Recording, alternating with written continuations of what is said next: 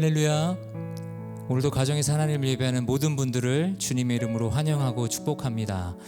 사랑하는 여러분, 우리는 많은 경우에 하나님의 뜻을 따라서 살아간다고 하면서도 사실은 내 뜻을 이루기 위해서 살아가는 경우가 많습니다. 우리가 착각하기 쉬운 것 중에 하나가 내가 옳다, 나는 옳다라고 그렇게 생각하는 것이죠. 그래서 내 판단대로 계획을 세우고 내 판단대로 자녀도 양육하고 심지어는 하나님의 말씀까지도 내 판단대로 해석하고 또 적용해버리는 그런 실수를 우리가 때로는 범하기도 합니다. 그러나 많은 경우에 우리가 하나님의 뜻이라고 굳게 믿었던 것이 사실은 내 뜻이었고 내 욕심이었다라는 것을 또 하나님이 깨닫게 해주시니 참 감사한 일이죠. 우리는 모두 그렇게 연약한 존재입니다. 그렇게 무지한 존재이고 또 그렇게 욕심이 많은 그런 존재입니다. 그리고 예수님은 그런 우리를 위해서 이 땅에 오셨습니다. 십자가에 달려 죽으심으로 끝까지 하나님의 뜻을 이루는 삶이 어떤 것인지 그 모범을 우리에게 보여주셨습니다. 자신을 내어주면서까지 죄인들이 하나님께 나갈 수 있는 길을 열어주는 것, 나의 생명을 내어주면서까지 다른 생명을 살리는 것, 그것이 바로 하나님의 거룩한 뜻임을 예수님이 보여주셨고 또 그 뜻을 위해서 살아가는 삶이 어떤 모습인지를 우리에게 보여주신 것입니다. 오늘 이 예배도 바로 그 희생과 사랑으로 인해 우리에게 허락된 것입니다. 이 시간 그 사랑으로 우리를 또 한 번 만나주실 하나님, 우리의 예배를 받으시고 기뻐하실 그 주님께 우리 시간 큰 감사와 영광의 박수 올려드리며 함께 예배 자리로 나아가겠습니다. 할렐루야. 우리를 살리신 주님, 우리를 불러주신 주님, 우리의 예배를 받으실 주님, 주님의 은혜와 사랑을 찬양합니다. 할렐루야.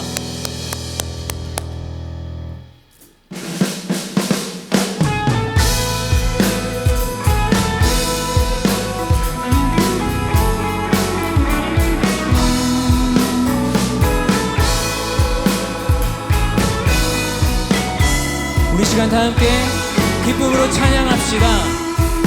여호와를 즐거이 불러 기쁨으로 주께 나가리. 여호와 하나님 난 주의 백성 들으시는 양이라. 다시 한번 여호와를 즐거이 불러 기쁨으로 주께 나가리. 여호와 하나님 난 주의 백성 들으시는 양이라. 아멘. 감사함으로 주를 높이며 그물에 들어가서 찬송함으로 그 이름을 송축할지. 한 번 더 감사함으로 주를 높이며 그물에 들어가서 찬송함으로 그 이름을 송축할지. 한 번 더 고백할까요? 여호와를 즐거이 불러 기쁨으로 주께 나가리. 여호와 하나님 난 주의 백성 들으시는 양이라. 한 번 더 여호와를 즐거이 불러 기쁨으로 주께 나가리. 여호와 하나님 난 주의 백성 들으시는 양이라. 감사함으로 주를 높이며 그물에 들어가서 찬송함으로 그 이름을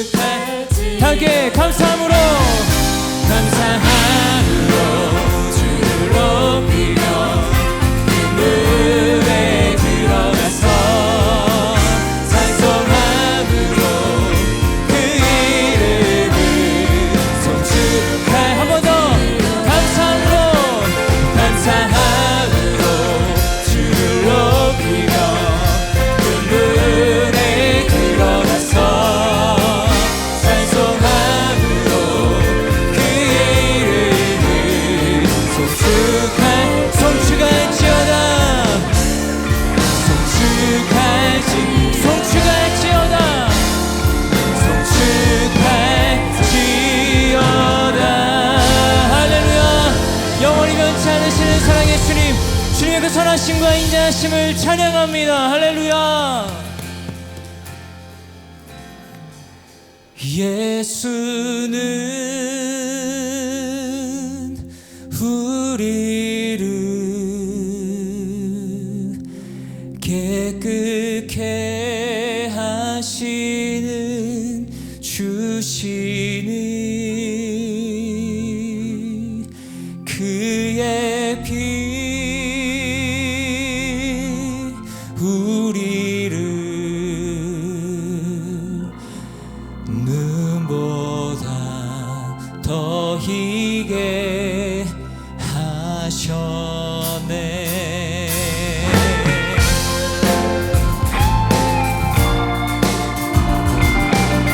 변치 않는 주님의 사랑을 함께 찬양합시다. 변치 않는 주님의 사랑과 거룩한 보혈의 공로를 우리가 찬양을 합시다. 주님을 만나볼 때까지 예수는 우리를 깨끗게 하시는 주시니 그의 피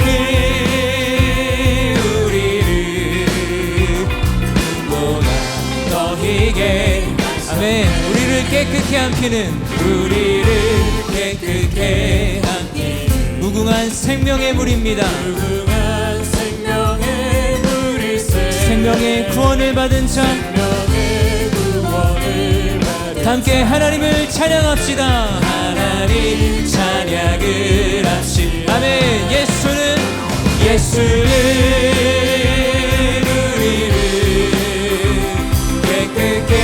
하시는 주시니 그의 피 우리를 눈보다 우리 한 번 더 고백할까요? 예수는 우리를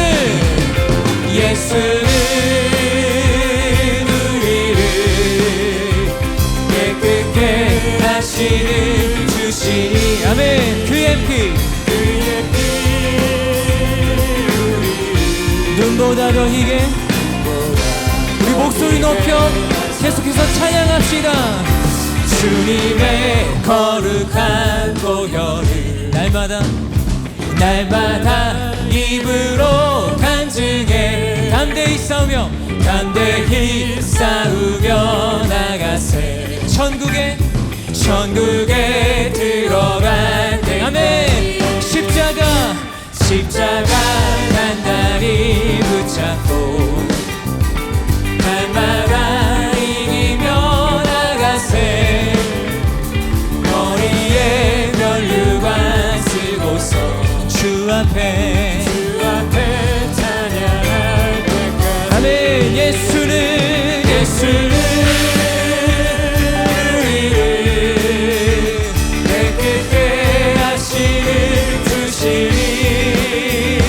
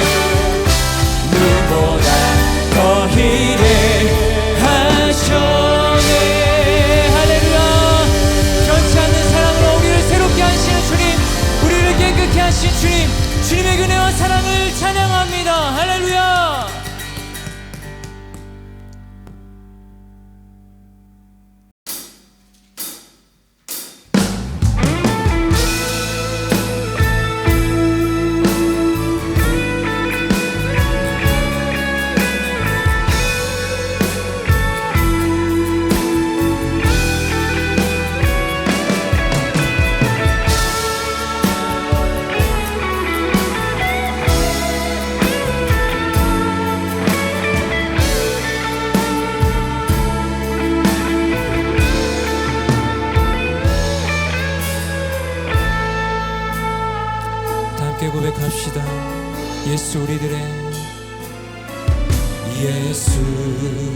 우리들의 밝은 빛, 은혜와 긍휼을 베푸시는 주, 그의 길을 따라가는 주의 자녀들에게 항상 밝은 빛을 비추시네. 그는 구원의 주, 그는 구원의 주 하나님, 공의로 세상을 다스리시네.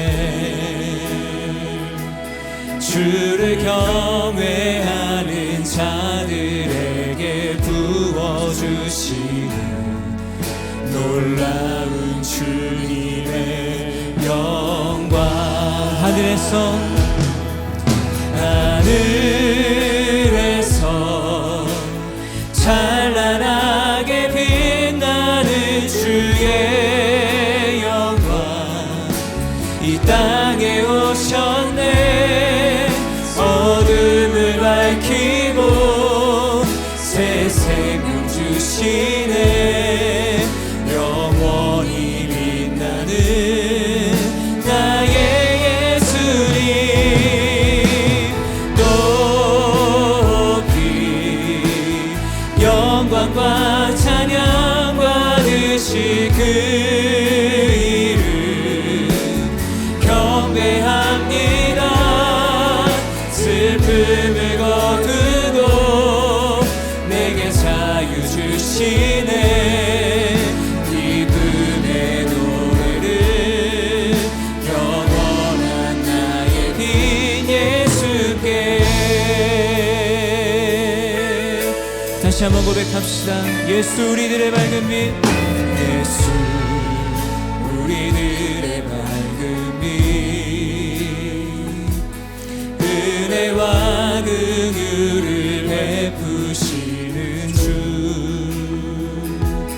그의 길을 따라가는 주의 자녀들에게 항상 밝은 빛을 비추시네. 아멘. 그는 구원의 주, 그는 구원의 주 하나님, 공의로 세상을 다스리시네.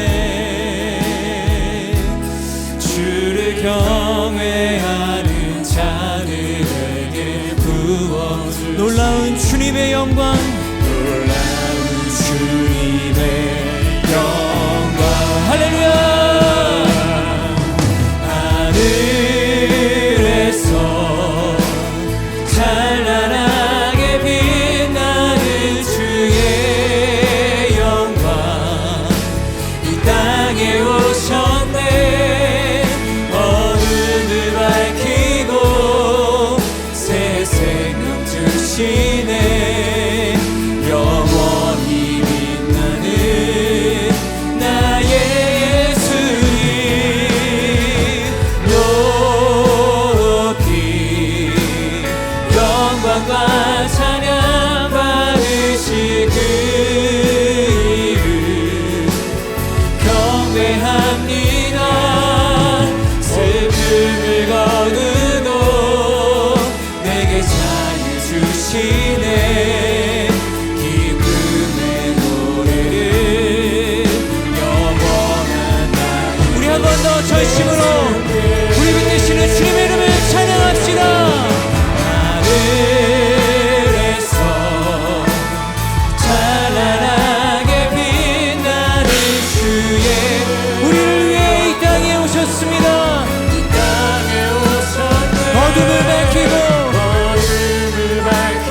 우리에게 새 생명 주신 주님, 영원히 빛나는 나의 예수님, 높이 영광과 찬양 받으실 그 이름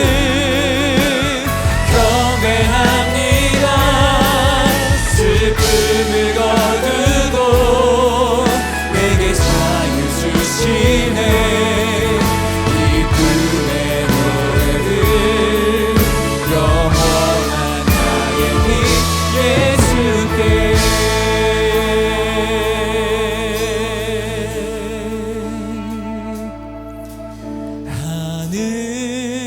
하늘에서 찬란하게 빛나는 주의 영광 이 땅에 오셨네. 어둠을 밝히고 새 생명 주시네. 영원히 빛나는 나의 예수님 높이 영광과 찬양 받으실 그 이름 경배합니다. 슬픔을 거두고 내게 자유 주시네. 기쁨의 노래를 영원한 나의 빛 예수께.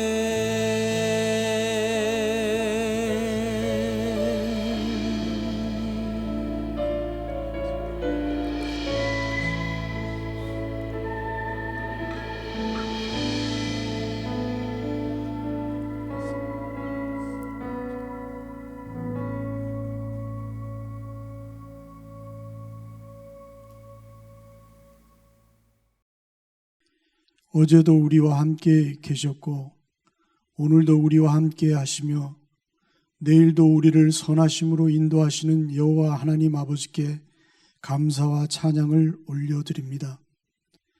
때를 따라 일용한 것들을 늦은 비와 이른 비로 가장 좋을 때 저희에게 베풀어 주심을 감사드립니다. 모진 십자가의 길을 우리 죄를 대신해서 가신 예수님의 사랑에 감사를 드립니다. 사랑의 하나님 아버지, 팬데믹 사태로 모이는 예배가 멈춘 지도 벌써 1년이 지나가고 있습니다. 앞날을 예측할 수 없고 어떻게 넘어가야 할지 몰라 당황하고 불안해하며 살아온 시간 동안에도 우리와 함께 하시고 보호해 주신 은혜에 감사를 올려드립니다. 많은 이들이 이 팬데믹 강을 넘지 못하고 건강을 잃고 세상을 떠나며 가족들과 이웃이 슬퍼하고 있습니다. 경제적인 위기로 어려움 중에 있는 이들도 많습니다. 신분의 문제로 불안정한 삶을 사는 이들도 있습니다. 하나님 아버지 위로하여 주시고 안정된 삶으로 회복시켜 주시옵소서. 두렵고 외로운 폭풍 속에서도 언제나 주님이 우리와 함께 하시기에 약속의 말씀을 굳게 붙잡고 나아가게 하여 주옵소서. 이 사순절 기간에 말씀 앞에 자신을 비추어 보며 점검하는 시간이 되게 하시고 우리를 사랑하시는 주님께 더욱 가까이 나아가는 귀한 시간이 되게 하여 주시옵소서. 사랑의 하나님 아버지, 우리가 살고 있는 미국을 긍휼히 여겨 주옵소서. 마약과 동성애와 각종 범죄들과 인종차별이 사라지게 하여 주시고 하나님을 사랑하고 이웃을 돕고 사랑하는 나라가 되게 하여 주옵소서. 우리 조국 대한민국을 긍휼히 여겨 주옵소서. 대통령을 비롯한 위정자들이 바르게 서서 국민들을 진정으로 사랑하고 하나님을 두려워하며 바른 정치를 할 수 있도록 인도하여 주시옵소서. 복음으로 평화 통일되게 하시고 세계를 향한 더욱 선교하는 나라가 되게 하여 주시옵소서. 선교사들과 사역들을 축복하옵소서. 우리가 돕는 몽족 차세대 선교와 바하멕시코의 푸엔테스 마을과 생활이 어려운 10월, 9월 마을에 하나님의 도우심이 있게 하시고 복음의 전파가 활발히 일어나게 하여 주시옵소서. 로스안젤레스 온누리교회를 세우신 하나님, 예배 공동체, 성령 공동체, 선교 공동체가 되게 하여 주옵소서. 하나님 중심의 교회가 되게 하시며 라틴어와 선교지를 섬기는 성령 충만한 교회가 되게 하여 주옵소서. 말씀을 대언하실 이정현 목사님 성령 충만함으로 말씀 전하게 하시고 온 성도가 말씀으로 새 힘을 얻어 이 어려운 시간 잘 헤쳐나가며 승리하도록 인도하여 주시옵소서. 이 코로나 바이러스가 속히 소멸되게 하여 주시옵소서. 예전과 같은 일상으로 빨리 회복되어지며 교회에 함께 모여 기쁨으로 예배드리는 시간이 속히 오게 하여 주시옵소서. 예배를 섬기는 모든 일을 축복하여 주시고 보호하여 주옵소서. 예수님의 이름으로 간절히 기도드립니다. 아멘. 할렐루야. 귀하고 복된 주일입니다. 3월의 두 번째 주일 영상으로 함께 하시는 사랑하는 온누리 가족 여러분, 주님의 이름으로 환영하고 축복합니다. 저를 따라해 보시겠습니다. 예배드리면 행복합니다. 예배드리면 행복합니다. 사랑하는 여러분, 백신은 맞으셨나요? 요즘 이 말이 유행하는 인사가 되었습니다. 그만큼 많은 분들이 코로나 백신을 접종하셨다는 뜻일 겁니다. 그러니 또한 현장에서 함께 만나 예배할 날이 가까이 왔다는 희망이기도 한 것이죠. 사랑하는 여러분, 소월의 시 가운데 그립다 말을 할까 한이 그리워라는 문장처럼 다시 만날 것을 생각하니 더욱 간절해지는 것 같습니다. 사랑하는 여러분, 오늘은 사순절 네 번째 주일입니다. 우리 주님의 고난의 자취를 따라서 그 의미를 잘 새기고 계신지요?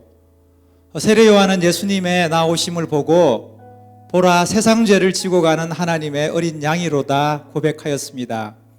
이 시간 온전히 주님께 주목하고 집중하는 저와 여러분 될 수 있기를 원합니다. 그 바라봄을 통해서 주님의 놀라운 구원이 우리를 새롭게 하실 것입니다. 그런 의미에서 옆에 계신 분들에게 이렇게 인사해 볼까요? 주님만 바라봅시다. 주님만 바라봅시다. 주님만 바라봅시다. 사랑하는 여러분, 오늘 예배가 온전히 주님만 경험하고 오직 주님으로 충만한 예배 될 수 있기를 예수님의 이름으로 축복합니다. 이 시간 곁에 계신 분들에게 손 내밀어 함께 축복하시겠습니다. 은혜의 주님이 당신을 축복합니다. 은혜의 주님이 당신을 축복하고 사랑의 주님이 함께 하시네. 은혜의 주님이 당신을 축복하고 사랑의 주님이 함께 하시네. 우리 가슴에 손을 얹고 은혜의 주님이 내 삶을 축복합니다. 은혜의 주님이 내 삶을 축복하고 사랑의 주님이 함께 하시네. 은혜의 주님이 내 삶을 축복하고 사랑의 주님이 함께 하시네.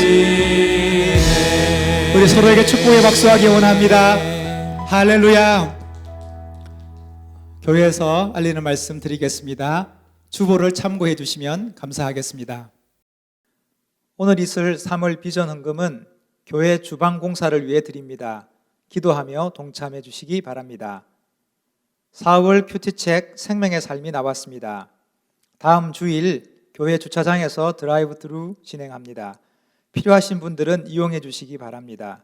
LA 외 지역에 거주하시는 분은 우편 발송해 드립니다.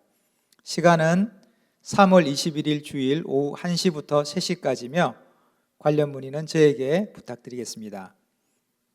이달의 추천 도서를 다시 시작합니다. 3월 추천 도서는 러셀 무어의 십자가를 통과한 용기입니다.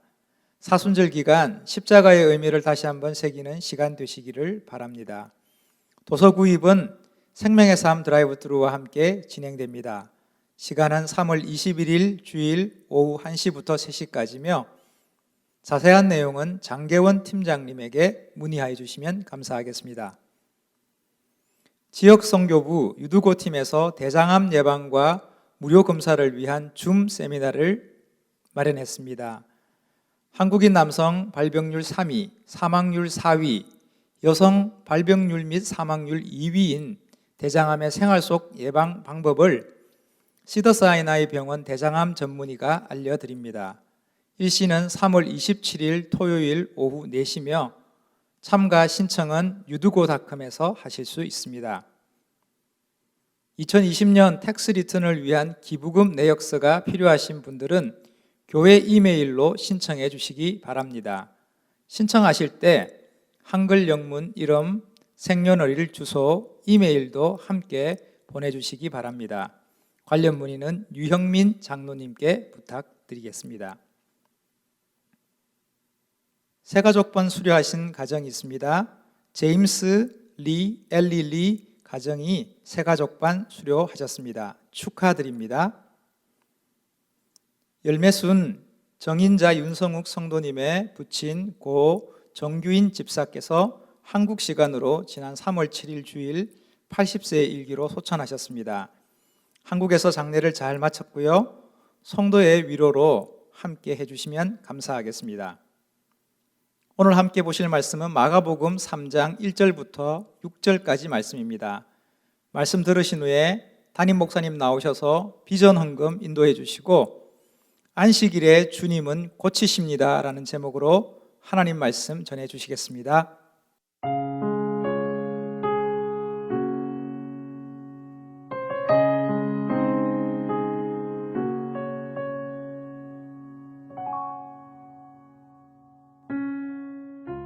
예수께서 다시 회당으로 들어가셨는데 그곳에 한쪽 손이 오그라든 사람이 있었습니다. 몇몇 사람들이 혹시 예수께서 안식일에 그 사람을 고치지나 않을까 하며 예수를 고소할 구실을 찾으려고 가까이에서 지켜보고 있었습니다. 예수께서 손이 오그라든 사람에게 말씀하셨습니다. 일어나 앞으로 나오너라. 그리고 예수께서 그들에게 물으셨습니다. 안식일에 무슨 일을 하는 것이 옳겠느냐? 선한 일이냐 악한 일이냐? 생명을 구하는 것이냐 죽이는 것이냐? 그러자 그들은 말없이 잠자코 있었습니다. 예수께서 노하셔서 그들을 둘러보시고 그들의 마음이 완악한 것을 마음 깊이 슬퍼하시며 그 사람에게 말씀하셨습니다. 손을 펴 보아라. 그가 손을 쭉 내밀자 그 손이 완전하게 회복됐습니다. 그러자 바리새파 사람들은 그 길로 나가 헤롯 당원들과 함께 어떻게 하면 예수를 죽일까 음모를 꾸미기 시작했습니다.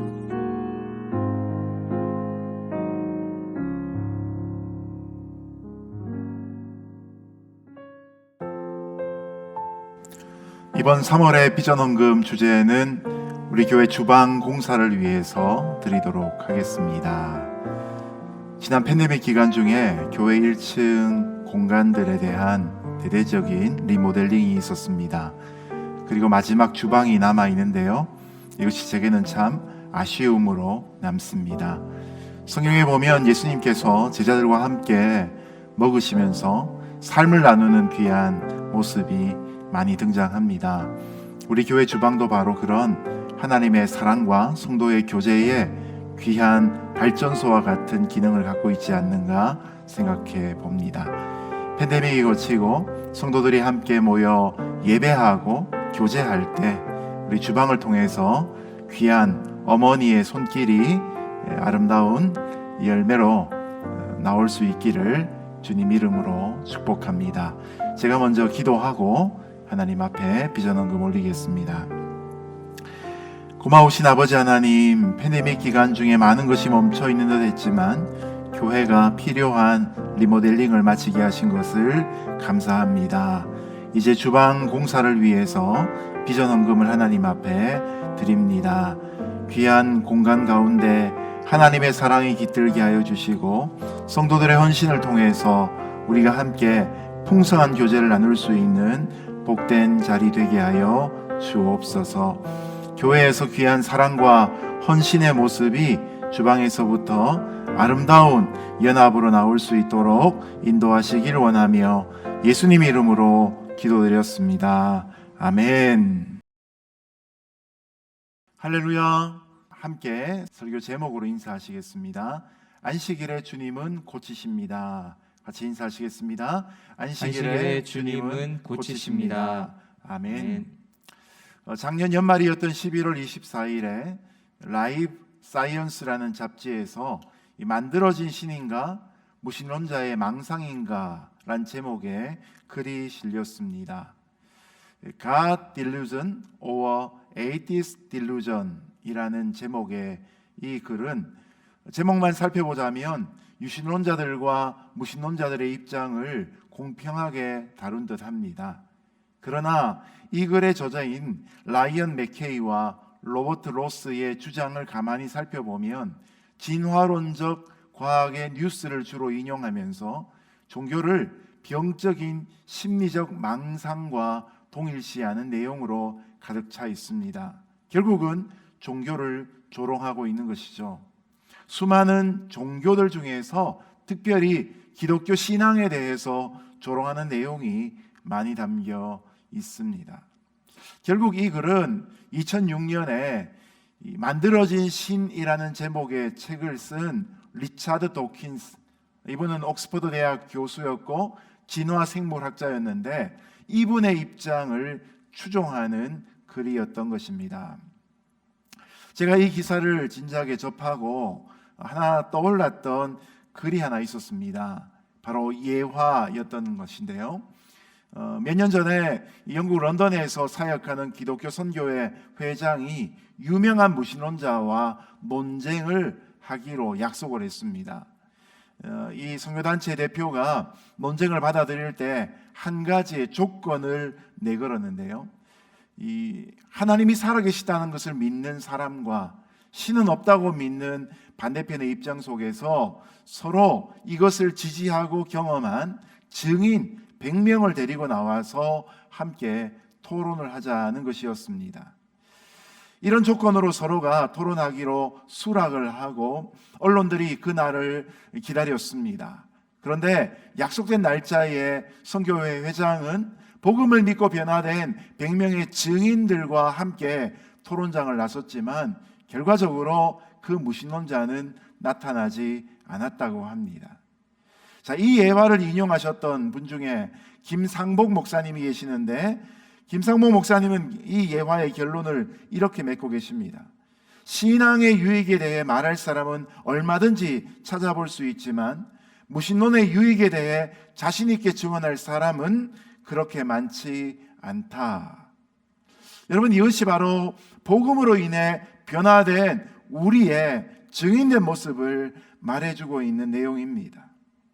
논쟁의 승패는 어떤 사람이 더 치밀한 논리를 갖고 있는가, 아니면 어떤 사람의 목소리가 더 큰가에 달려 있을 수 있습니다. 그러나 여러분, 논쟁에 이겼다고 해서 그 사람의 주장이 실제적인 삶에서 긍정적으로 작동하는 과정을 반드시 보여줍니까? 그렇지 않습니다. 통계학의 오류라는 표현이 있는데요, 통계적으로 보면 너무나 높은 신뢰도를 보이는 결과임에도 불구하고 현장에 들어가서 그 이론이 전혀 작동하지 않는 결과들이 너무나 많다는 것입니다. 아무리 이상적인 이론이라도 학자의 서재에서 서로의 논증 가운데 이것은 정말 진리다라고 학자들이 모두가 다 동의한다 할지라도 우리의 삶의 자리에서 실제로 작동되지 않는 학자의 서재에만 있는 이론들이 이 땅에 많이 있다는 것입니다. 그러면 여러분, 진리에서 가장 중요한 면은 무엇입니까? 중요한 것은 진리는 실제적인 변화의 열매를 우리에게 낳아야 한다는 것이죠. 지성의 세계 가운데 아무리 인정을 받더라도 우리와 같은 평범한 사람의 삶의 현장 가운데 전혀 적용되지 않는 쓸모없는 지식이라면 그것은 결코 진리라고 이야기해서는 안 될 것입니다. 안식일 논쟁도 마찬가지의 문제입니다. 안식일을 지키는 일을 통해 과연 어떤 결과가 나오는가? 그것이 당시에 있던 성도의 삶 가운데 회복과 치유를 가져오는가? 아니면 종교 교권주의자들의 만족을 가져오는가?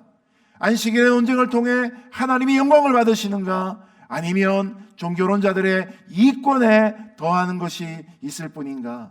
여러분, 이것이 바로 우리가 오늘도 진리이신 예수 그리스도를 접하고 신앙생활을 감당할 때 가장 중요하게 분별해야 될 기준이 되는 것입니다. 자, 오늘 말씀을 살피면서 저와 여러분이 안식일의 규례에 집착하지 않고 안식일을 주신 하나님 아버지의 마음을 따라 진정으로 우리에게 안식을 주시고자 하시는 예수님의 기적의 역사를 주목할 필요가 있는 것이죠. 오늘 말씀을 통해 우리가 함께 모일 예배의 그날들을 소망하고 함께 이루어가는 교회의 정상적인 기능에 대해서 깊이 묵상하며 한 사람 한 사람 교회된 성도로서 자신의 삶 가운데 하나님의 안식을 나누며 살아갈 수 있기를 예수님 이름으로 축복합니다. 자, 먼저 1절과 2절의 말씀을 통해서 회당에 서로 다른 목적을 갖고 나온 두 부류의 사람들을 함께 살펴보겠습니다. 1절과 2절의 말씀 같이 읽습니다. 시작. 예수께서 다시 회당으로 들어가셨는데 그곳에 한쪽 손이 오그라든 사람이 있었습니다. 몇몇 사람들이 혹시 예수께서 안식일에 그 사람을 고치지나 않을까 하며 예수를 고소할 구실을 찾으려고 가까이에서 지켜보고 있었습니다. 아멘. 예수님은 다시 안식일 날이 되어 회당에 들어가셔서 말씀을 가르치셨습니다. 그날 회당에는 오늘 본문에 보면 서로 다른 두 종류의 사람들이 각각 다른 동기를 갖고 예수님을 대하고 있습니다. 첫 번째는 한 손이 오그라든 사람이었습니다. 누가복음 6장 6절에 보면 그의 오른손이 말랐다고 의사 출신이었던 누가가 정확하게 기록하고 있습니다. 그가 태어날 때부터 그랬던지 아니면 어린 시절에 겪은 사고 때문에 그랬는지 모르겠지만 그는 오른손을 다 펼 수가 없었습니다. 요즘에도 방아쇠 수지 증후군이라고 해서 손가락 일부가 펴지지 않는 그런 질병들이 있습니다. 요즘에야 발달한 의술 때문에 수술만 하면 고칠 수 있지만 예수님 당시에 이것은 불치병으로 간주되곤 했습니다. 한국처럼 이스라엘도 오른손 우월주의가 있는데 오른손을 펼 수 없다는 것은 단순한 손의 장애뿐만을 의미하는 것이 아니었을 것입니다. 글씨를 쓸 수 없고 악기도 연주할 수 없고 운동을 제대로 할 수도 없고 손을 움직여 할 수 있는 직업을 또한 가질 수 없는, 그래서 모든 상황 가운데 항상 제한과 배제를 겪어야 했던 그런 모습이 바로 오늘 우리의 주인공이 되는 것이죠. 어떤 사람이 이를 처음 만나고 다가와서 악수를 하기 위해 오른손을 선뜻 내밀었을 때 아마도 그는 그때마다 어쩔 줄 몰라서 얼굴이 벌겋게 달아올랐을 것입니다. 그 순간에 상대방은 오해하는 일들이 많았을 것입니다. 이런 일들을 반복해서 겪다 보면 매사에 자신감이 떨어질 수밖에 없습니다. 남들에 비해서 열등한 비주류의 인생을 살아갈 수밖에 없는 자신을 탓하게 되는 것이죠. 그러다 보면 내면과 감정도 영향을 받아서 인생 전체가 우울하게 되었을 것입니다. 아마 그날도 우울한 마음 때문에 밖에 나가고 싶지 않았을 것이지만 안식일이 되었기 때문에 회당을 가야 하고 어쩔 수 없는 마음으로 회당을 갔다가 마침 예수님이 말씀을 전하시는 것을 보고 일말의 기대감을 가지고 구석진 자리에 그가 앉아있지 않았을까 말씀을 통해 상상해 보게 됩니다.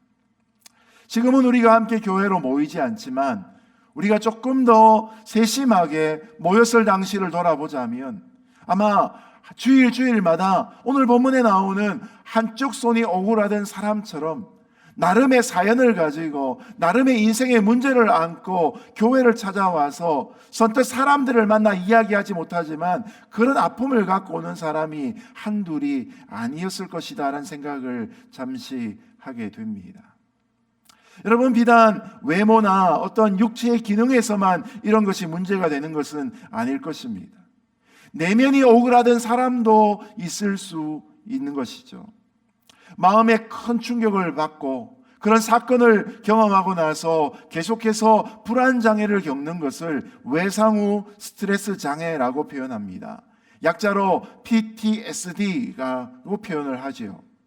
베트남전에 참전한 용사의 약 30%가 이 PTSD를 경험했다고 합니다. 뿐만 아니라 가난한 가정에서 태어나서 어둡고 별 볼 일 없는 자신의 인생에 대해서 갖고 있던 열등감 때문에 자신감 상실하고 살아가는 사람들도 있었을 것입니다. 이처럼 한쪽 손이 오그라든 사람, 회당에 와서 예수님의 말씀을 듣고 있다는 것 자체가 그에게는 너무나 귀한 결단이었고 너무나 좋은 기회를 맞고 있는 것입니다. 오늘도 하나님을 향하여서 이런 기대감을 갖고 자기 인생 문제를 가지고 나갈 수 있는 하나님의 사람들이 될 수 있기를 예수님의 이름으로 축복합니다. 자, 그런가 하면 오늘 본문에 보면 같은 회당에 있었지만 자신만만한 바리새인들이 또한 등장합니다. 원래 바리새인에서 바리새란 말은 분리된 자란 뜻입니다. 원래 히브리어 중에 페루쉼이라는 단어가 있는데 이것이 구분되다, 분리되다라는 의미를 갖습니다. 이들은 남유다가 BC 586년에 바벨론에게 멸망을 당하고 예루살렘 성전마저 파괴되고 난 다음에 포로로 바벨론 땅에 붙잡혀 갈 때부터 거룩한 신앙의 훈련으로 시작된 운동입니다. 학사 겸 제사장이었던 에스라의 개혁운동의 후예들이 바로 이 바리새파 사람들이었습니다. 더 이상 예루살렘의 성전이 존재하지 않는 그런 상황 속에 이들은 회당이란 이름, 시나고고란 이름으로 모여서 율법의 말씀을 배우면서 율법이 정결하지 않다고 하는 것들로부터 자신들을 분리시켜서 거룩하고 깨끗하게 살려고 했던 운동이었던 것입니다. 말씀 운동이었고 생활 운동이기도 했습니다. 사도 바울의 스승이었던 가말리엘도 이런 바리새파 중에 유력한 사람이었습니다. 그런 배경을 갖고 있는 이들이었기 때문에 이들은 매사에 자신만만했습니다. 나는 적어도 당신과는 다르다. 그런 종교적인 우월의식이 이들에게 있었던 것이죠. 이런 우월감을 자신들이 행하고 있는 율법의 준수를 통해서 지지받고 있는 것이 그들의 자신감의 배경이었던 것이죠. 그날도 이들은 안식일에 지켜야 될 계명들을 다 지키고 있다라는 확신을 갖고 자꾸만 자신들의 신조에 부딪혀 들어오는 예수님을 이제 고소할 구실을 찾기 위해 이 회당에 머물러 있었던 것입니다. 그런데 여러분, 이 서로 다른 목적을 갖고 회당을 찾아온 이 두 부류의 사람들 속에 비극적인 일 하나가 일어나기 시작합니다.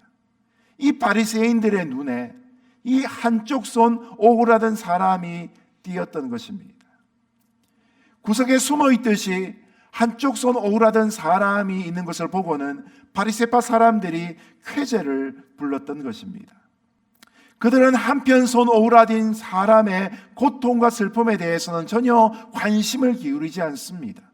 다만 그들의 판단에 오늘은 안식일인데도 불구하고 예수님이 그 사람을 고칠까 안 고칠까가 관심의 주제가 되었던 것이죠. 그러면서 지금까지 예수님의 행적을 살펴볼 때 안식일임에도 불구하고 예수란 양반은 저 한편 손 오그라든 사람을 고칠 것이라는 확신이 들게 되었던 것입니다. 바리새인들이 갖고 있는 주일, 이 안식일의 규정에 보면 생명의 경각이 달려있는 사람은 응급처치를 할 수 있습니다. 그러나 여기 한 손 오그라든 사람처럼 생명의 지장을 받지 않는 사람은 결코 안식일에 치유해서는 안 된다는 룰을 갖고 있었습니다. 그러나 예수님이 갖고 계신 긍휼의 마음 때문에 예수님이 그를 고칠 것이라고 그들이 100% 확신했던 것이죠. 바리새인들의 눈에 이 한쪽 손이 오그라들리는 이 사람, 해결할 수 없는 인생의 문제를 갖고 일말의 기대감을 가지고 예수님의 말씀을 듣고 있는 그 사람을 향하여서는 결코 긍휼의 마음이 작동하지 않고 그 사람이 마치 예수님을 잡을 수 있는 미끼처럼 보이게 되었던 것입니다. 여러분, 우리는 어떤 경우에서라도 사람을 목적으로 대해야지 자신의 동기를 위해, 자신의 이익을 위해 사용할 수 있는 수단으로 여겨서는 곤란합니다. 여러분, 과연 이 바리새파 사람들이 정상적인 하나님을 믿는 믿음을 갖고 있었다면 이렇게 생각하지 않았을 것입니다. 그런데 이들은 복음을 배척하고 예수님의 역사를 계속 거부한 채 계속 예수님에 대해서 시비를 걸다 보니까 마침내 양심이 오그라들고 말았던 것이죠. 예수님의 지적처럼 그들은 오래된 가죽 부대와 같이 되어버리고 만 것입니다. 오늘날 우리가 하나님의 사랑에 감동하고 은혜로운 말씀을 받고 또 그 말씀대로 살기로 작정하고 나아가면 날마다 우리의 심령이 부드러워지기 시작합니다. 그러나 교회에 오는 주된 목적, 하나님을 믿는 목적이 주님께 있지 않고 자기 자신에게 있다면 시간이 흘러갈수록 우리의 마음은 굳어질 가능성이 많습니다. 하나님의 은혜가 더 이상 은혜로 여겨지지 아니하고 율법적인 행위와 종교적인 습관만이 남게 되면 마침내 영적 마비 현상이 찾아오고 마는 것이죠. 하나님에 대한 사랑이 없어지고 하나님께 행해야 되는 의무만 남아있을 때에 그 누구도 기쁜 신앙생활을 할 수가 없는 것이죠. 바라긴 오늘 저와 여러분이 하나님을 믿는 목적이 내게 있지 않고 창조주이시며 구원자이신 하나님께 있기를 예수님의 이름으로 축복합니다. 그리고 하나님을 만나기 위해 즐거운 발걸음으로 교회를 향할 수 있기를 예수님의 이름으로 축복합니다. 두 번째로 3절과 4절의 말씀을 같이 읽겠습니다. 시작. 예수께서 손이 오그라든 사람에게 말씀하셨습니다. 일어나 앞으로 나오너라. 그리고 예수께서 그들에게 물으셨습니다. 안식일에 무슨 일을 하는 것이 옳겠느냐? 선한 일이냐 악한 일이냐? 생명을 구하는 것이냐 죽이는 것이냐? 그러자 그들은 말없이 잠자코 있었습니다. 아멘. 아멘. 예수님이 회당에서 말씀을 가르치시는 동안 자신을 향한 상반된 두 가지의 시선을 동시에 느끼셨습니다. 한쪽은 살려달라는 시선이었고 다른 한쪽은 죽이겠다는 시선이었습니다. 살려달라고 하는 시선은 아주 가녀린 반면에 죽이고자 하는 시선은 아주 맹렬한 것이었습니다. 여러분, 그러니 이 맹렬한 죽이고자 하는 시선에 예수님이 위축될 수도 있는 상황이었던 것이죠. 그러나 예수님 이런 음습한 분위기 아래에서 치유를 갈망하는 그 가녀린 손이 오그라든 사람의 시선을 결코 모른 척하지 않으셨습니다. 예수님은 반대자들 앞에서도 조금도 위축되지 않으시고 물러나지도 않으시고 도리어 그들과 직접 부딪히시면서까지 이 가녀린 시선을 보내고 있는 치유받아야 될 자에게 주목하셨던 것입니다. 이때 예수님은 손이 오그라든 사람을 향해서 시선을 주시면서 그에게 일어나 앞으로 나오라고 명령하셨습니다. 그리고 강렬한 죽음의 시선을 보내고 있는 바리새인들에게는 안식일에 선을 행하는 것과 악을 행하는 것, 생명을 구하는 것과 죽이는 것 어느 것이 옳으냐란 질문을 던지셨습니다. 이런 예수님의 질문은 그리고 명령은 양쪽 모두에게 아주 부담스러운 내용이었습니다. 먼저는 한 손 오그라든 사람에게 주어진 예수님의 명령은 그가 지금까지 자신을 보호하고 있던 안전지대에서 나오라고 하시는 도전이 되었습니다. 이 사람은 평소에 오그라든 오른손을 제 생각에 아마 바지 오른쪽 호주머니 안에 깊이 찔러놓고 걸어 다녔을 것입니다. 사람을 만날 때마다 항상 왼손을 펼쳐서 뭔가의 동작을 하지 결코 오른손은 주머니에서 빼지 않았을 것입니다. 다른 사람들이 자신의 오른손에 기능에 장애가 있는 것을 결코 볼 수 없도록 나름의 방어 기제로 오른손 주머니에 찔러 넣었을 것입니다. 그리고 걸어갈 때마다 항상 남들이 나를 보고 어떻게 생각할 것인가 하는 자의식에 힘들어 했을 것입니다. 그리고 나름의 투시나 부정이나 또한 억압 같은 자기 방어 기제를 가지고 마치 자기의 오른손이 정상적인 기능을 하는 척 그렇게 가장하고 행동했을 것입니다. 아마 그날도 안식일을 맞아 회당에 나아가서 가장 구석진 자리, 사람들의 시선이 머물지 않는 그곳에서 오른손을 여전히 감춘 채 예수님의 말씀을 듣고 있었습니다. 그런데 예수님이 갑자기 그에게 시선을 주시면서 회당의 중앙으로 나오라고 하시니 너무나 곤란한 마음을 느꼈던 것입니다. 두 번째로 예수님의 명령은 바로 바리새인들을 향한 책망이었습니다. 안식일에 선을 행하는 것과 악을 행하는 것, 생명을 구하는 것과 죽이는 것, 어느 것이 옳으냐라는 질문이 그들에게 던져진 것입니다. 여러분, 사실 이 질문은 예수님 입장에서 또 질문을 받는 바리새파 사람들 입장에서 하나만한 질문입니다. 왜냐하면 그 답이 너무나 뻔하기 때문입니다. 당연히 안식일에는 선을 행하는 것이 맞고 생명을 구하는 것이 옳은 것이죠. 그러나 이 바리새파 사람들은 답을 쉽게 할 수가 없었습니다. 안식일에 선을 행하는 것이 옳고 생명을 살리는 것이 옳다라고 말하는 순간 그들은 그 선한 일을 행해야 하고 생명을 살려야 한다는 것을 알기 때문입니다.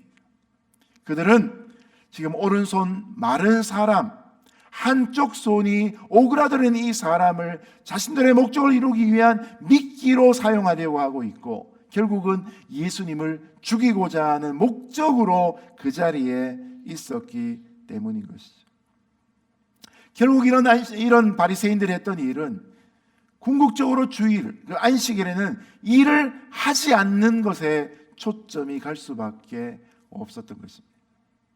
그러나 여러분, 성경 전체를 관통하고 있는 안식의 개념은 노동의 반대말이 아닙니다. 안식은 관계란 의미에서의 동의어가 되어집니다. 안식일은 단순히 일을 안 하는 날이 아니라 더 우선되어져야 될 것이 하나님과 바른 관계를 맺고 이웃과 바른 관계를 맺는 날이라는 의미입니다.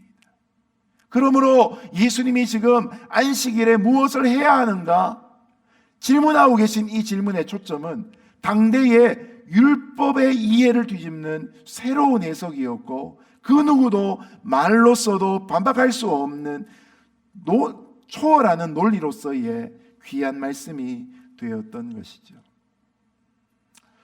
이처럼 우리도 안식일 곧 우리의 주일에 선을 행하고 생명을 구하는 것이 옳다는 것 누구나 다 잘 알고 있습니다. 그럼에도 불구하고 예수님이 이런 질문을 당시에 바리새인들에게 하고 또는 우리에게 하시는 목적이 무엇이겠습니까? 우리 스스로 생각해보고 우리 양심으로 그것을 깨닫고 정말로 맞는 진리를 위해 살아가라는 의미가 담겨져 있는 것이죠. 4절 말씀 하반절에 보면 예수님의 질문에 대해서 그들이 이렇게 대답합니다. 그러자 그들은 말없이 잠자코 있었습니다. 무언의 대답을 하고 있는 것이죠. 이 대답을 하면 자신이 올무에 걸릴까 싶어 말을 못하고 이렇게 대답하면 안 될 것 같으니까 그런 모습 속에 이들은 연약함을 보이고 있는 것이죠. 궁극적으로 이들의 마음속에 있는 것은 회개하기 싫은 마음이었습니다.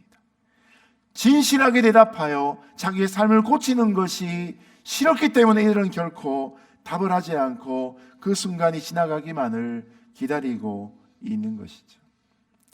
여러분, 우리의 삶 속에 오늘 이런 강팍한 모습이 혹시 없는지 돌아볼 수 있기를 바랍니다. 우리의 눈을 감기만 해도 떠오를 정도로 우리가 범죄했던 내용들이 사무치도록 싫어했던 그런 경험들이 지난 신앙생활 속에 있으셨습니까? 최근에도 우리가 하나님 앞에 회개해야 될 제목들을 갖고 정말 눈물을 흘리며 가슴을 치며 하나님 앞에 무릎을 꿇어본 적이 있습니까? 그런 일들이 없다면 어쩌면 우리는 오늘 이 시대에 영적인 민감성을 잃어버리고 살아가고 있는지도 모르겠습니다.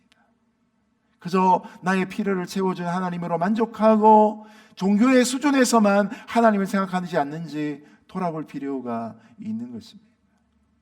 우리에게 영적 민감성이 있다면 우리가 갖고 있는 감정은 하나님을 예배하는 모든 일들에 최대한 동원되어질 것입니다. 하나님을 예배함으로 기쁨으로 감사할 수도 있을 것이고, 동시에 연약한 우리의 죄성으로 인하여서 하나님과 통회하고 자복하는 일들도 함께 있어야 하는 것이죠. 하나님 앞에서의 기쁨과 하나님 앞에서의 회개의 눈물, 이것이 균형을 잡지 않으면 결코 우리의 신앙생활은 건강하다고 할 수 없을 것입니다.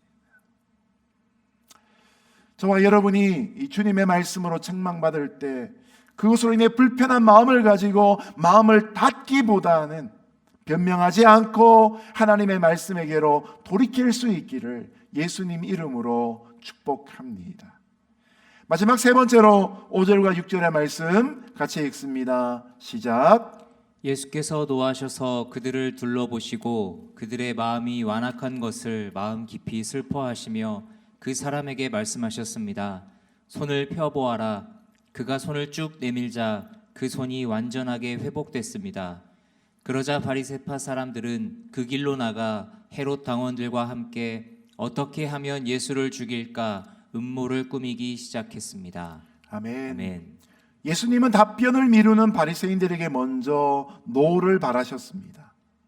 예수님이 그들에게 화를 내신 이유는 그들이 안식일에 무엇을 하지 않았거나 또 해야 될 뭔가를, 하지 말아야 될 뭔가를 했기 때문이 아니었습니다. 그들이 하나님을 믿는다고 하면서 그 마음이 부드럽지 않고 완악했기 때문에 책망하신 것입니다. 여기서 완악한 마음이란 것은 두 가지로 정리할 수 있습니다. 첫 번째는 잘못을 알면서도 회개치 않는 마음입니다. 두 번째는 배우고 깨달으려 하지 않고 이미 나는 다 안다라고 생각하는 영적인 교만입니다.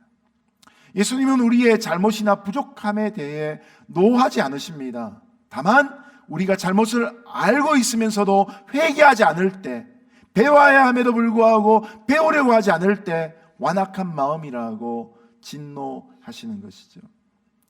로마서 2장 5절에 보면 이런 우리의 완악함을 책망하시는 말씀이 있습니다. 같이 한번 읽어보겠습니다. 시작. 다만 내 고집과 회개치 아니한 마음을 따라 진노의 날 곧 하나님의 의로우신 판단이 나타나실 그날에 임할 진노를 내게 쌓는도다. 아멘. 우리에게 임할 진노를 우리가 회개하지 않으면 결국 쌓아갈 수밖에 없다는 사실을 사도 바울의 목소리로 들을 수 있는 것이죠. 인생은 하나님의 말씀을 들을 때 두 가지의 반응을 나타내 보입니다. 복음의 말씀을 들을 때 그 마음이 부드러워지든지 아니면 그 말씀을 배척하여서 결국 강팍해지고 완악해지든지 둘 중에 하나입니다. 그런데 말씀을 듣고 마음이 딱딱해지는 이 완악함은 사실 멸망이 그 인생에게 임박했다는 징조가 되는 것입니다. 그래서 미국의 대부흥가였던 조나단 에드워드도 말하기를 완악한 마음은 구원의 소망이 없는 치명적인 것이다라고 말할 정도입니다. 하나님을 잘 믿는가가 신앙의 어떤 외적인 행동만으로 나타나는 것이 아니라 결국 그 사람의 중심, 그의 마음의 상태에 달려 있다는 것이죠. 우리가 예배를 드리고 우리가 기도하고 우리가 하나님의 말씀을 들을 때 우리 마음이 더욱 부드러워질 수 있기를 주님의 이름으로 축복하고 또한 축복합니다. 우리가 어리고 부족하고 실수하는 것 배우고 성장하면 괜찮습니다. 그러나 마음이 딱딱해지고 완악한 것은 소망이 없다는 사실을 기억할 필요가 있는 것이죠. 예수님은 바리새인들을 향한 이런 분노와 화가 나시는 것을 잠시 사귀시면서 오늘의 본문의 또한 주인공인 한쪽 손이 오그라든 사람에게 다시 말씀하십니다. 5절에 보면 손을 펴보아라 라고 말씀하십니다. 회당에 구석진 자리에 남들의 시선을 피해 들어와 숨어있듯 벽을 기대고 있던 그에게 예수님이 회당 중앙으로 나오라고 할 때 아마 그의 등줄기에 식은땀이 흘렀을 것입니다. 순종하고 중앙에 나와 있는데 사람들이 자기를 바라보는 시선을 도저히 감당할 수가 없었을 것입니다. 그래서 아마 처음에는 회당의 천정을 쳐다보다가 나중에 결국 눈을 감고 말았을 것입니다. 두 다리가 부들부들 떨리는 그 순간, 1초, 2초가 지나가는 그 순간이 마치 수십 년, 수백 년 지나가는 것 같은 그런 불안과 두려움으로 그의 마음을 찾아왔을 것입니다. 그런데 바리새파 사람들을 향하여서 책망하시던 예수님이 이 부끄러움과 이 수치 가운데 휩싸여 있던 한 손 오그라든 사람을 향해 너의 오른손을 펴보아라고 말씀하고 계신 것입니다. 성경에 뭐 오른쪽 왼쪽 표현은 나와 있지 않지만 손을 펴보아라고 말씀할 때 잘 기능하는 왼손이 아니라 굳어져 버리는 이 오른손을 말한다는 것을 그는 분명히 깨달았을 것입니다. 바리새인들이 안식을 너무나 귀하게 여기고 안식일에 아무것도 하지 않는 그 순간에 예수님은 이 사람을 고치는 선한 일을 하기로 작정하고 이 말씀을 하신 것이었습니다. 그러나 한쪽 손 오그라든 사람에게 이것은 참으로 순종하기가 어려운 일이었습니다. 지난 세월 동안에 그는 사람들 앞에 한 번도 이 손을 자랑하며 내보인 적이 없었습니다. 이것은 그의 수치였고 그의 부끄러움이었고 그의 인생이 항상 망쳐지게 되는 근원이었기 때문에 그러합니다. 자신의 치부를 드러내기 위해서는 용기가 필요했던 것이죠. 만약에 내가 이 손을 내밀었다가 예수라는 양반이 고쳐주지 못한다고 하면 이 부끄러움은 내가 어떻게 감당할 것인가 하는 그런 의심도 극복해야만 하는 순간이었던 것이죠. 성격이 평소에 괴팍하고 마음이 딱딱한 사람이라면 어쩌면 예수님에게 그냥 분노를 표현한 채 회당을 그냥 뛰쳐나갈 수도 있는 그런 순간이었던 것입니다. 어쩌면 이 사람에게 이런 기대감이 있었는지도 모릅니다. 예수님이 자기를 불러서 이제 사람들이 없는 뒷방으로 가가지고 그냥 몰래 고쳐주시면 안 되나? 그런 간절함이 아마 있었을 것입니다. 그런데 그렇게 하면 어떻게 되겠습니까? 손의 기능은 치유할 수 있어도 이 사람의 오그라들어 있는 그 마음은 영원히 펼칠 수가 없는 것이죠. 단순히 예수님이 손의 기능만 바르게 하기 위함이 아니라 지난 세월 동안 손이 오그라들어 있는 만큼 그의 오그라들어 있던 그의 심령도 회복시키시기 위해 많은 사람 앞에 잠시 부끄럽지만 세워두시고 그의 손을 내밀라고 말씀하고 계신 것입니다. 여러분, 그는 절대적으로 예수님을 신뢰합니다. 그리고 믿음을 작동합니다. 그 의미가 무엇입니까? 결국 손을 내밀었다는 것이죠. 주님 앞에 손을 내미는 그 순간 그의 오그라든 손이 많은 사람들의 시선을 타기 시작합니다. 많은 사람들이 킥킥대기 시작하고 저 손 저거 왜 저래라고 이야기하는 사람들이 있고 저 사람 나 저런 줄 알고 있었다고 이야기하는 사람도 있었을 것입니다. 그러나 만유의 주님이시고 이 안식일의 주인 되신 예수님 앞에 이 손이 내밀어졌을 때 그것은 오그라든 손이 아니었고 믿음의 손이었으며 순종의 손이 되었던 것입니다. 주님 앞에 내밀어진 그 오그라든 손은 그 순간에 메말라 있는 부분마다 여호와의 생기가 불어들어가기 시작하면서 그의 근육과 그의 힘줄과 그의 핏줄을 새롭게 만들면서 생기가 돌고 다시 힘이 들어가기 시작하는 것을 체험하게 되었던 것입니다. 여러분, 우리도 인생을 살면서 주님을 만나고 나서 이런 체험들을 한 적이 분명히 있을 것입니다. 아무도 해결할 수 없는 인생의 문제를 가지고 혼자 씨름하며 살아오며 대책 없이 세월만 낭비하고 살다가 복음 앞에 나와왔을 때, 살아계신 하나님의 임재 앞에 나와왔을 때 나의 수치가 거두어지고 하나님의 치유와 회복이 임하는 역사를 경험했을 것입니다. 앞서서 나병 환자가 치유되어지고 중풍병 환자가 고침을 받았던 것처럼 예수님은 그의 망가진 인생도 온전하게 회복시켜 주셨던 것입니다. 지금도 우리가 믿음으로 나의 어그러진 손을 주님 앞에 내놓을 때에 주님은 그 능력으로 나의 인생의 문제를 해결시켜 주심을 믿어야 할지니라. 그 손이 완전하게 회복되었습니다 라고 성경은 분명히 기록하고 있습니다. 여러분, 이 말씀은 단지 지금까지 오그라들어 있던 이 기능의 장애를 갖고 있던 한쪽 손만이 펴진다는 의미가 아닙니다. 더 이상 생활에 그가 불편을 겪지 않았다는 이야기도 아닙니다. 이것은 그가 고침받고 난 다음에 그 손이 원래 하나님이 기대하신 손의 기능을 마음껏 감당했다는 의미입니다. 주님 앞에 내놓을 때야 수치스럽고 힘들었던 손이었지만 주님께 이 손을 내밀었을 때 치유를 받게 되고 이제 이 손은 하나님의 능력을 전하는 사랑과 은혜의 손이 되었다는 사실을 여러분 기억할 필요가 있는 것이죠. 성경에 없는 내용이지만 이 사람이 치유받고 난 다음에 이 손을 가지고 어떤 일을 했을까요? 물론 평소에 하고 싶었던 일들을 마음껏 할 수 있었을 것입니다. 두 손으로 연주하는 악기를 배울 수도 있었을 것입니다. 그러나 여러분 그 정도까지로는 주님의 치유의 진정한 목적을 이룰 수 없었을 것입니다. 지금까지 자신이 이 손으로 감당할 수 없었던 남을 돕는 일들, 지금까지 그가 이 부끄러움으로 내어올리지 못했던 하나님을 예배하며 들지 못했던 그 손이 거룩하게 드려지는 일들이 시작되었던 것입니다. 유대인들은 특별히 기도할 때 두 손을 들고 하나님 앞에 기도하기를 좋아했는데 지금까지는 수치와 부끄러움으로 기도조차 하지 못했던 그가 이제는 하나님을 마음껏 찬양하는 마음으로 두 손을 들고 주의 이름을 부르며 기도하는 일이 가능했을 것입니다.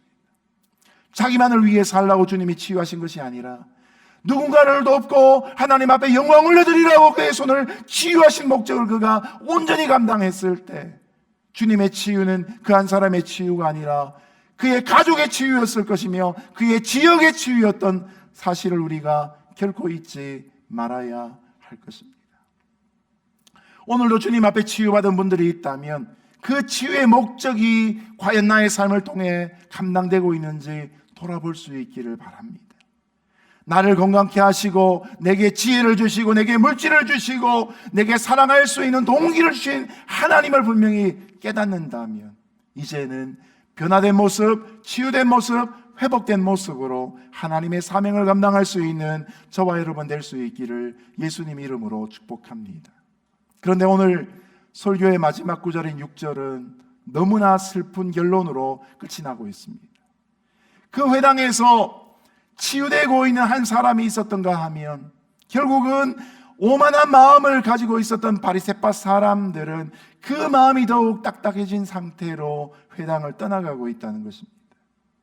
여러분 누군가 장애를 갖고 있다가 주님으로 인해 치유를 받았다면 옆자리에 있는 사람이 함께 기뻐해 줘야 되지 않겠습니까? 굴곡진 인생을 살아오던 이 인생이 회복의 절정에 도달했을 그 회당에 있었다면 예수님을 향하여서 믿음의 마음을 좀 열어야 되지 않겠습니까? 그러나 바리새파 사람들은 결코 그렇게 변화되지 않았습니다. 오히려 그들은 회당 밖으로 나아가서 지금까지는 그렇게 미워하고 싫어하고 접촉지 않았던 헤롯 땅 사람들을 만나기 시작합니다. 바로 예수님을 제거하기 위한 음모를 본격적으로 시작했던 것입니다. 여러분 이들에게 돌이킴의 기회가 없었을까요? 아닙니다. 그들에게 돌이킬 마음이 없었기 때문에 기회가 주어졌으나 선용할 수가 없었던 것이죠. 이들의 마음이 강팍해지고 예수님을 제거하기로 결단한 것은 결국은 완악한 마음의 결론이 되었던 것입니다. 신앙생활을 하고 시간이 갈수록 우리의 보는 시야가 넓어지는 것이 정상입니다. 우리의 마음이 부드러워지는 것이 정상입니다. 하나님 앞에 드리는 것이 많아지는 것이 또한 정상이고 주변의 사람들을 더 많이 사랑하고 섬기는 것이 정상입니다.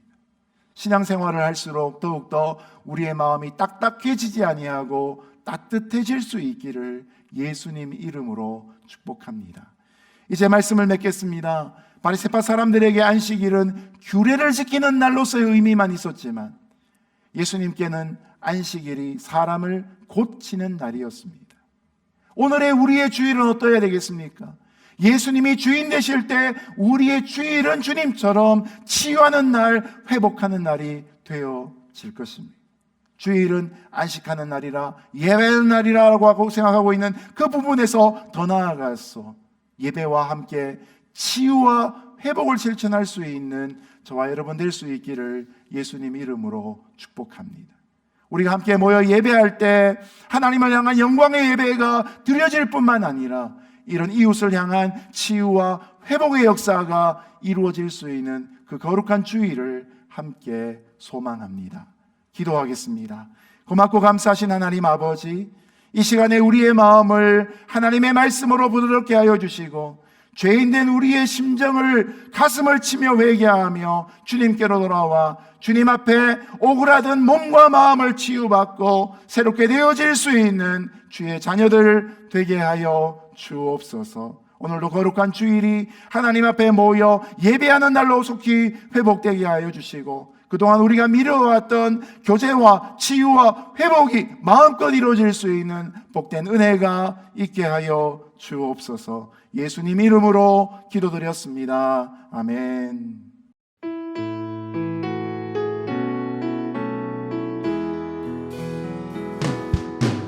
주 선한 능력으로 안으시네.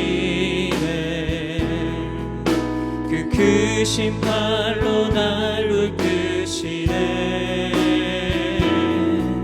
절망 속에도 흔들리지 않고 사랑하는 주 얼굴 구하리. 이전의 괴로움 날 애워싸고 고난의 길을 걷는다 해도 주님께 모두 맡긴 우리 영혼 끝내 승리의 날을 맞으리. 선한 능력으로 일어서리. 주만 의지하리. 믿음으로 우리 고대 안에 주 오시구나. 영광의 새 날을 맞이하리. 주님이 마신 고난의 쓴 자를 우리도 감사하며 받으리. 주님의 남은 고난 채워가며 예수와 복음 위해 살리라. 선한 능력으로 일어서리. 주만 의지하리. 믿음으로 우리 고대 안에 주 오시구나. 영광의 새 날을 맞이하리. 영광의 새 날을 맞이하리. 영광의 새 날을 맞이하리.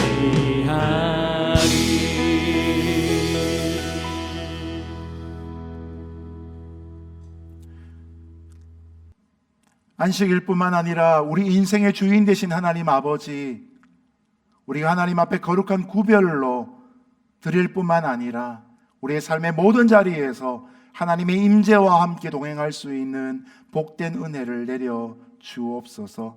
오늘도 자신의 부족함에도 불구하고 하나님의 사랑에 근거하고 예수님의 헌신과 희생을 기대하며 성령 하나님의 위로를 갈망하며 나아가는 모든 이들의 삶과 가정과 삶의 현장 가운데 하나님의 형통하심이 흘러가는 귀하고 복된 주일 되게 하여 주옵소서. 하나님 앞에 예배하며 구별하여 드리는 모든 물질 위에 함께하여 주시고 온전한 11조와 감사의 제목들과 주일 연보와 성경금으로 드리는 구체적인 제목마다 올바르게 사용되어지고 하나님의 나라가 확장되는 귀한 결실이 있게 하여 주옵소서. 오늘도 한쪽 손 마른 자와 같이 신분과 재정과 건강과 진로와 자녀와 결혼의 인생 문제와 씨름하고 있는 성도들의 삶에 하나님의 방문하심이 있게 하여 주시고 그것이 더 이상 수치가 아니라 치유의 주제가 될 수 있도록 역사하여 주옵소서. 이제는 우리 주 예수 그리스도의 거룩하신 은혜와 하나님 아버지의 놀라우신 사랑하심과 성령 하나님의 교통위로 충만하심의 역사가 오늘도 연약한 인생의 부분을 가지고 주님 앞에 나와 치유받고 치유받은 대로 이 땅을 향하여서 거룩한 손으로 쓰임받기를 갈망하는 로스앤젤레스 오누리 교회 성도들 위에와 세계 열방 선교지 위에 영원히 함께 하시기를 간절히 축원하옵나이다. 아멘.